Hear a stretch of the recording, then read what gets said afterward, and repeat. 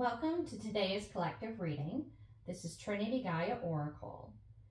In today's reading, what's coming through very clearly is that there is a need to go within, to communicate with yourself, to sit in that silence and allow yourself to be heard, to be felt, to allow that love, that light, that source to illuminate different aspects that maybe when you're not sitting in that space, you don't quite have them highlighted, so they're not pulled to your awareness, so you can make those connections. And when you sit in that silence and you open to that energy, that source, that universe, that love, that light to communicate with you in this way, the relationships between patterns that seem completely chaotic begin to fall into place, and you can appreciate the beauty of them, almost as if though the divine is wanting to show you the plan, share a piece of the plan with you about your unique path. In the honor of that, there's a sense of a pure heart present within this. In order to have that level of communication and to reach that resonance, there has to be a purity. The highest and best intentions are definitely present. There are some number synchronicities as well of 414, 147, 10s for completions as well, foundational.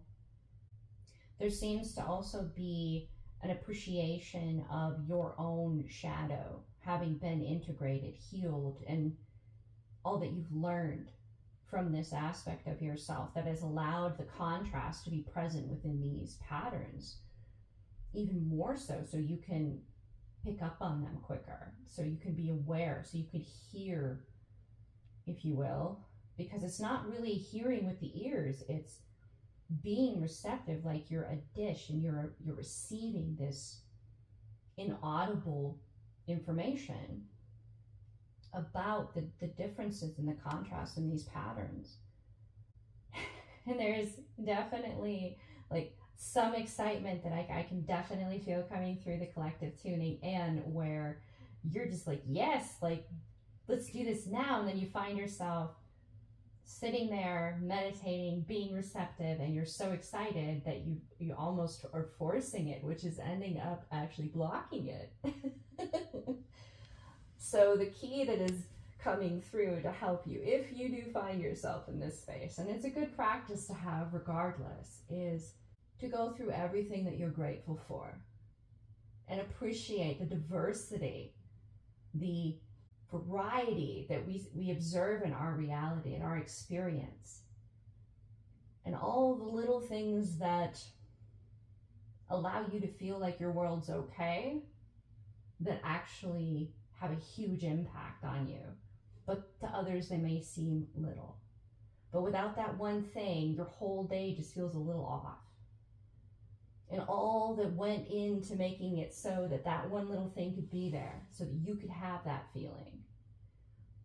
Taking a moment to be appreciative, to be grateful for the ability to experience that, to really dive deep into that. And before you know it, you'll slip into a space where you're able to receive this information, because you have fallen into this appreciation.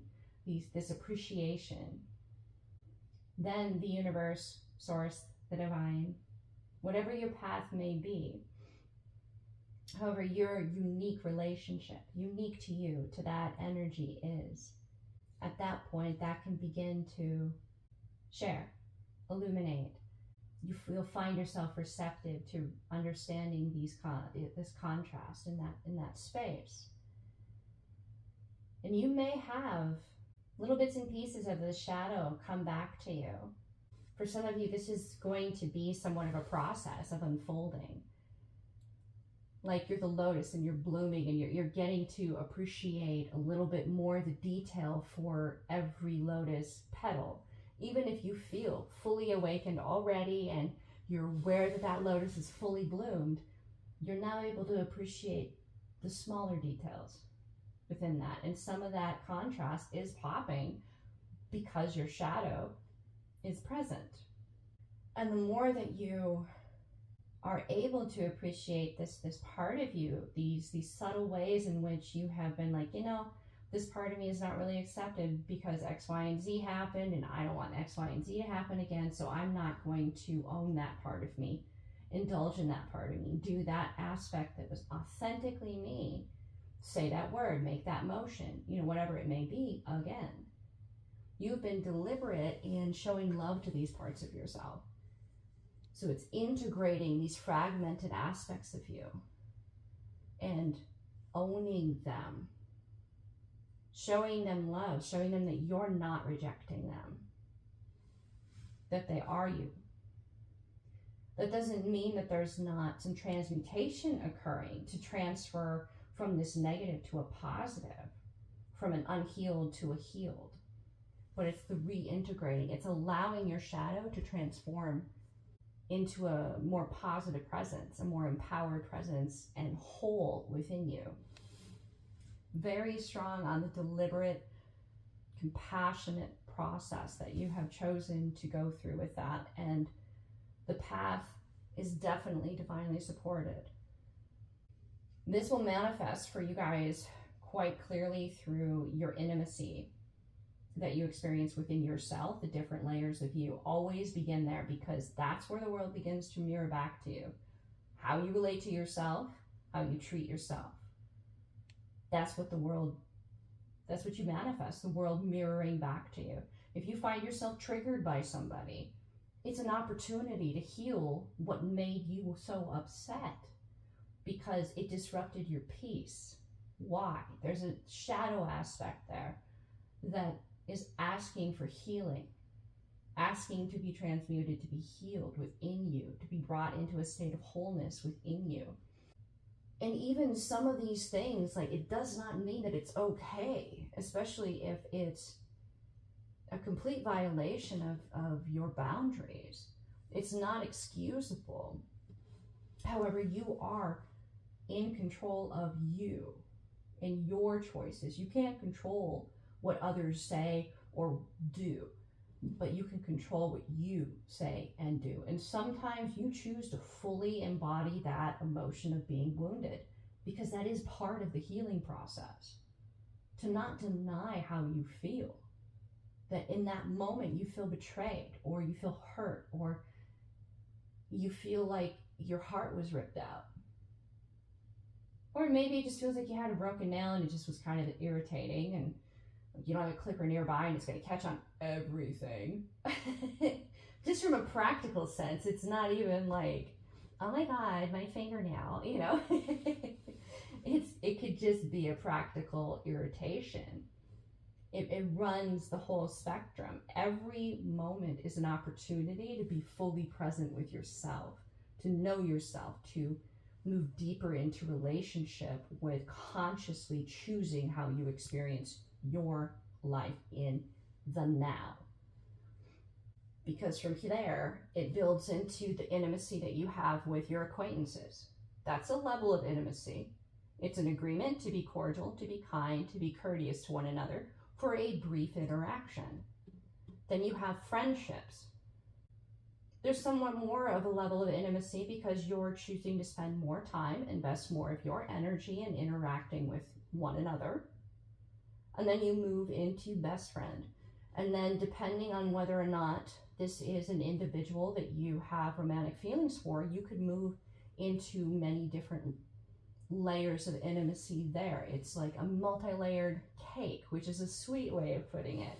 However, every now and then there's a layer of onion, and it's healthy to have some tears. It's good for both sides to have that. All the way through that mindfulness, that awareness, that presence within you consciously allows that process moving towards more and more intimate connection with other beings that are of the same mindset and bring themselves consciously to the table.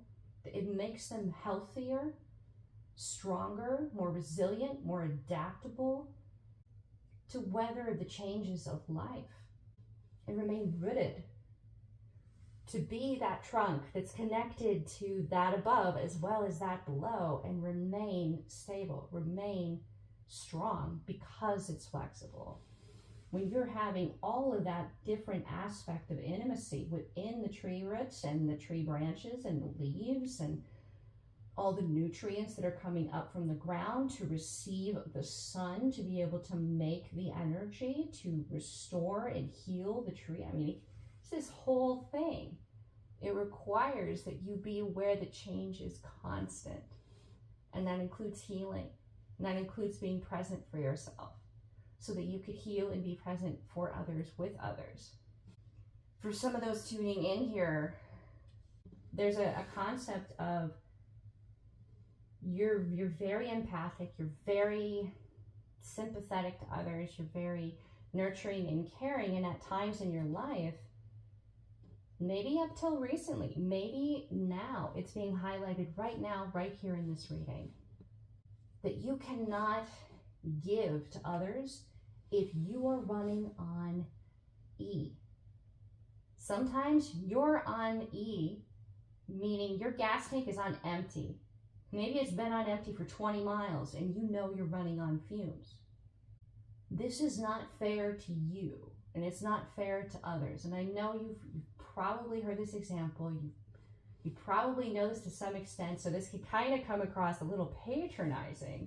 So I'm going to want to kind of tone it down a little bit on that side of it. But those specific keywords needed to be said, because if you are triggered, it's an opportunity for you to heal it.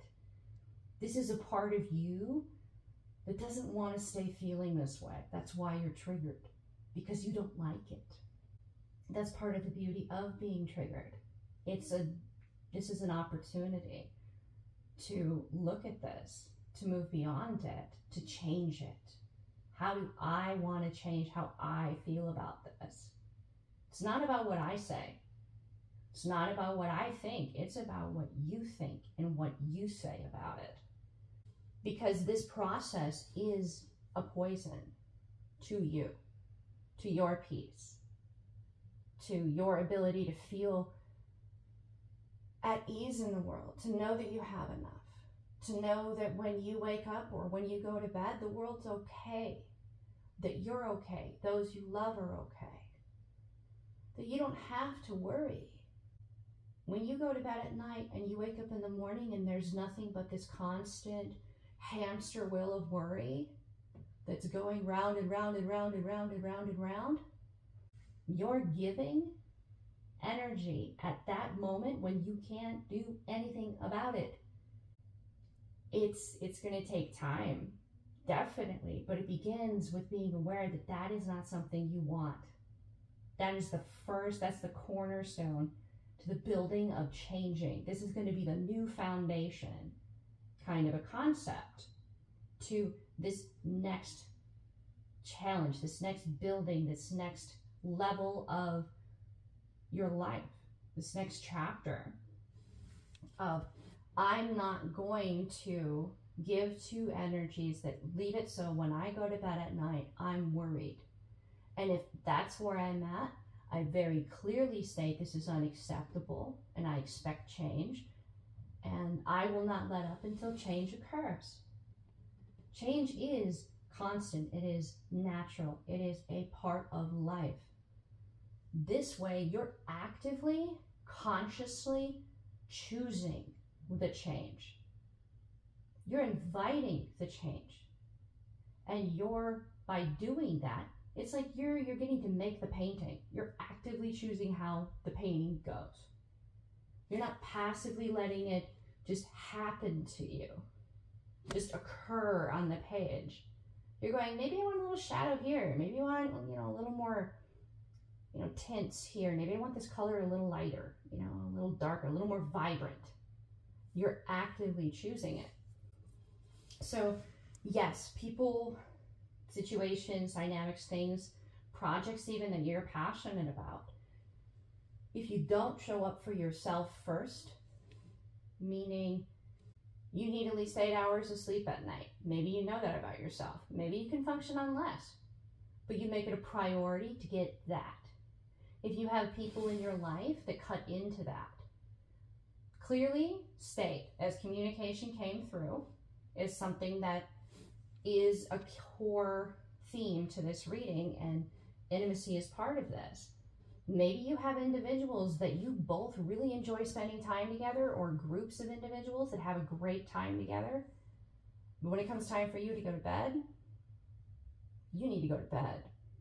So clearly stating just how important this is to you, that is in a way giving them the opportunity to show how much you matter to them by going, yeah, man, go to bed. It's all good. I'll be here tomorrow. Whatever needed to be talked about or was being talked about, it can be talked about later. I want you to have a good day tomorrow, and 5-10 minutes here is not worth you having a whole day of unpleasant experience because you're so tired. So when you do reconnect and spend time with these individuals, you're able to be in a better state of mind and energy because you haven't had a day of being in a sleep-deprived existence. This is a basic example of how communication can delay your state of inner peace when it comes to other individuals. Now, if it's within you in particular, specifically with distractions, if you are someone who's like, I don't want to think about it, I don't want to deal with it, I don't want to focus on it, I'm having fun right now, I'm going to lose myself in this fun, and then before you know it, you're getting half the amount of sleep that you needed, and your whole next day is, in that state, it's how are you undermining your own ability to show up for yourself, let alone showing up for others? And really only you can answer these questions, and you can look at it and you can go, man, I have like a lot of things I want to change, or I have a few things. But until you do that, you're not starting, you're not putting that cornerstone down to this new chapter where this is a priority to you. And until you do that, it will not change. The beauty of it is that it changes the way you consciously choose it to. So even by being aware of this, you are empowering yourself. Completely reframe that. You are empowering yourself by bringing these things to your conscious awareness. It is not a, I'm going to be hard on myself session. This is a beautiful opportunity to begin a new chapter in your life where you have chosen to empower yourself to be a happier, healthier individual for you. That other people get to benefit from a better version of you that you get to bring to the table because you have made these boundaries with yourself around your peace. It's similar to being like your own mom, your own dad. You got to parent yourself. Be like, all right, it's time for bed. like I have literally said these things to myself. All right, young lady, it's time to go to bed. I know you don't want to move. I know you're tired. I know you're having fun or you're enjoying this, but you got to go to bed. You have to get up. And I'm kind of smiling and giggling at myself right now because when you frame it that way, it's not someone outside of you. It's you loving you. Then it becomes a very loving, nurturing experience. And it only gains momentum from there. It really highlights at like the person level, before you involve anyone outside of you, that there's a balance between giving and receiving. And it's not fair to yourself. It's not healthy for you to give so much that you end up feeling ill or exhausted. It's a self-martyrdom. And there can be somewhat of an addiction to that state. A woe is me, I'm always overtired, which can cause you to give yourself passes here and passes there. And then maybe others end up doing that. And then it feels like a validation, a way of getting that you matter from yourself as well as others because you're giving in to going easy on yourself, right? It can be somewhat of an addiction at that point. And is that truly who you want to be? Is that who you want to maintain being? Is that who you want to evolve into being even more, or allow yourself to remain? If the answer to that is no, this process is a state of empowerment. By bringing your awareness to it, you can begin to change it, how you choose it to. And yeah, it can feel overwhelming at times.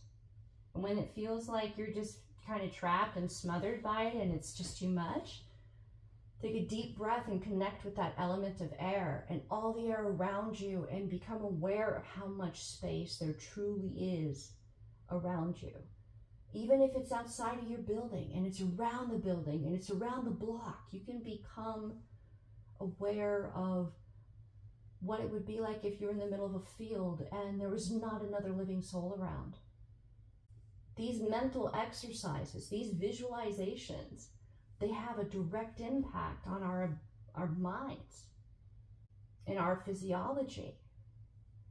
So if you do find yourself in that space of feeling overwhelmed, there are tools out there to help you cope with that emotion and that state of being, to make your brain work for you and not you just respond or react, and you just not be reacting to a stimuli, but consciously choosing to respond via what you know works for your mind, for your brain. Because no matter how you choose to write this next chapter, no matter how you choose to go about it, it's the right choice for you. Nobody can judge you, because in the end, you write your story. How you tell your story. You are the narrator of your life. It's your story regardless of what other people say.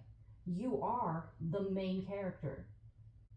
You make all the choices that write the entire thing. And come the end of the day, come the end of the moment, the end of the chapter, moving into the next chapter, the end of the paragraph, however you want to go, okay, well, that's that, and this is this, and then this is this. Are you able to be at peace and accept what was there? It's not saying it needs to be perfect. That is not what this is. Perfection is an illusion. Because according to who is it perfect? Yet again, whose narrative are you owning as what perfect is? Because ultimately, it's your idea of what is good that matters, of what makes you feel good, empowered, happy, at peace, in a state of joy that matters. And to always be seeking that is probably the closest thing that you could possibly get to perfection, because in those states of being, you are receptive to receiving and giving love. And I don't know about you guys, but more positive sounds like a good idea. Sounds great. I would like more positive. I don't want to open myself to more negative. I don't think anybody does. So we're all on this process, this path at some point in there, to accept that, yeah, there's some things that you would like to transform, to change, to alchemize. They're not bad, but they're not in a state that you want them to remain in. And then you have those things that you like, but you would like to alchemize, change, or transform into things that you like even more. It's always a state of change. It's never bad or good within you. It's a state of change, transformation. Now you can say, this dynamic, this situation, this stimuli, I don't like how it makes me feel. Okay, so is it opportunity healing? That's the next question. If you decide that it's not, then it's not. You're good. It's not about you then. It's about them. And you can move on.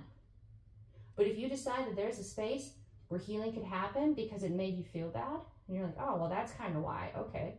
All right, I'm going to kind of look at that, sit with that in this space of tuning into yourself, to see those patterns, to allow the contrast to become even more obvious through hearing these wounded parts of yourself, these aspects of you that you've rejected.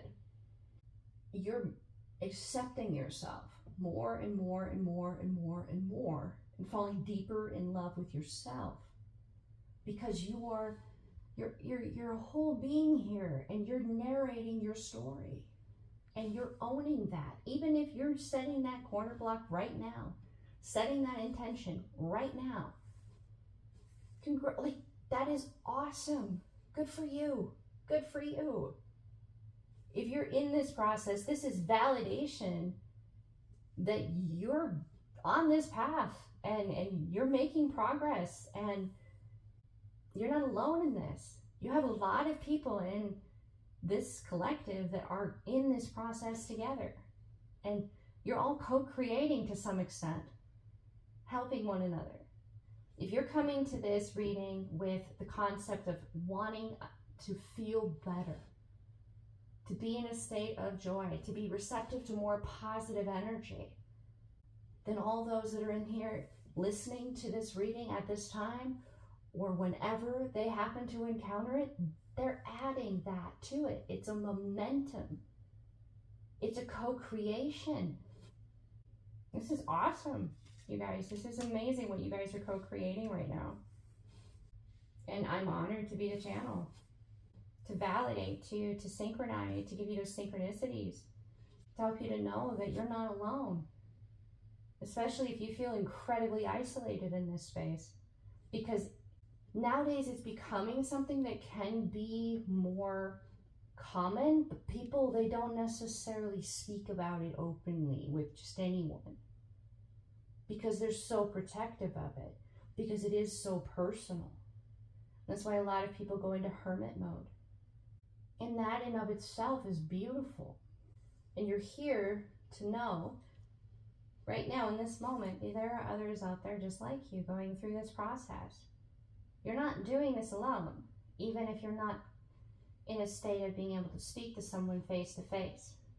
That, I would probably say, is one of the most healing things that you could actually know down to your core of your being, that you're not alone in this. You're not alone in it.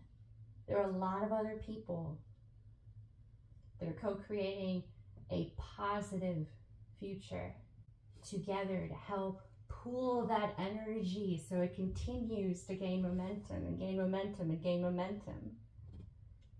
All right, so I'm going to pull some tarot cards and see if there's like a few finer notes, going to a little more specific layer down for you guys to see if there's certain things that you're being invited to be receptive to and maybe act towards, or question in particular to really answer those questions for yourself. So with the receptive energy, it is, are you receptive to writing your world into being, to being the narrator, to embellish the positive, to not necessarily disregard the wisdom of the challenges, to not necessarily paint those challenges as horrible villains, but maybe they're the anti-hero. Is it the anti-hero? It's like somehow where the villain or the anti-hero actually ends up being the hero. That kind of a concept, to being willing to even paint those challenges in a positive light in how you narrate your story. Because that's the world that you're going to create, that you're going to inherit, that you're going to open your eyes to every morning, is that world that you choose to create through how you narrate your story. Are you receptive to that, to having that level of control and power, of being able to know that you're consciously leading your life? You're not passively going, whatever happens, happens. Someone else will make the decision and I'll just deal with it. You're actively choosing to be receptive to inheriting that world that you narrate consciously. And more of the challenge or the action-oriented guidance here. This is definitely a strong synchronicity coming through for some in the collective that have definitely, you've been dealing with an energy that has wanted to keep you unaware of this power that you hold over your own life consciously, to choose how to tell your story the way you want to. They don't tell it the way they want to tell your story. It's the way you want to tell your story. So there's been corruption. There's been an abuse of power.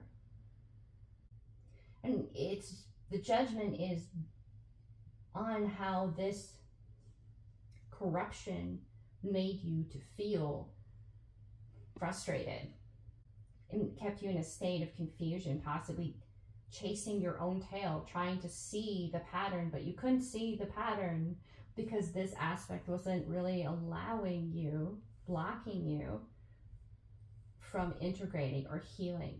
Maybe this was happening to you. How do you heal from something? Well, it's happening to you. This judgment card coming out is telling you there is a reversal of this state, especially if you were experiencing something that felt like a failure and it was somehow publicly observed. That feeling, that experience, my heart goes out to you. It does, because I don't know anyone who hasn't experienced that at some point in their life. I mean, being in high school, being in elementary, you have that experience at some point. As an adult, it tends to be of greater consequence, and that's where maybe this energy was able to get away with narrating the story, because who wouldn't necessarily have some fears around that, some doubts, some insecurities? But being that judgment has come out, you have asked for clarity, you have asked for judgment, you have asked for the greatest love possible in this awareness, in this life, in this conscious being, to shed light on this injustice, to bring that light to it in order to change it. And that greatest love truly is that spark of connection that we all have to everything, that we're all connected. And asking that the light, the love, the intuition, the awareness, the connection to all that is, can come to a greater concentration within you, a greater awareness within you. And it was a step of faith. It was, I mean, I have the Fool out here in the upright. Like, there was definitely a leap of faith here. And you knew that others were looking to you. You knew that your choices would affect others, that as you asked for this, that the awareness, the light would be shed more upon them as well, and give them that chance. Even if they chose to reject it, you were accepting it, you were receptive, and you chose to open to it. And because of that, judgment has come to this situation, and balance is the verdict. Like, your Six of Wands inverted is going to be upright. You're going to not be in this state of feeling publicly humiliated. You're going to end up feeling like you have a victory, that you can be like, ah. And the Six of Wands is also what the traditional interpretation would be. What once was thought dead, gone, lost, over, is actually being resurrected. But it took a lot of strength, a lot of balance to be able to pull this off. But that balance came from being open to that love, that light, turning on within you to a greater extent. The challenge was being receptive to it, which, when you've been hurt and you've been dealing with this level of corruption on a consistent basis in your life, that takes courage, and it's being acknowledged. And you had a lot of drive to free yourself of this. Very clearly, what's coming through on this card, this Five of Wands, is it was painful. And it wasn't just painful for you, it was painful observing the agony of those around you experiencing it too. Know that judgment's been passed. Know that balance is being restored. Know that knowing this will give you even more drive to create even more balance and change, because now you know that it's possible. And when you know that it's possible, there's a ripple effect out from you. People can observe and know your story and know that if you can do X, Y, or Z and overcome, they can too. You are an inspiration by reaching for a happier life, a more joyful experience. Thank you very much for tuning in. Please like, share, subscribe. Check out my Insight Timer teacher profile. It's free. If you feel called to, definitely feel invited to check that out. The divine within me honors the divine within you. Namaste.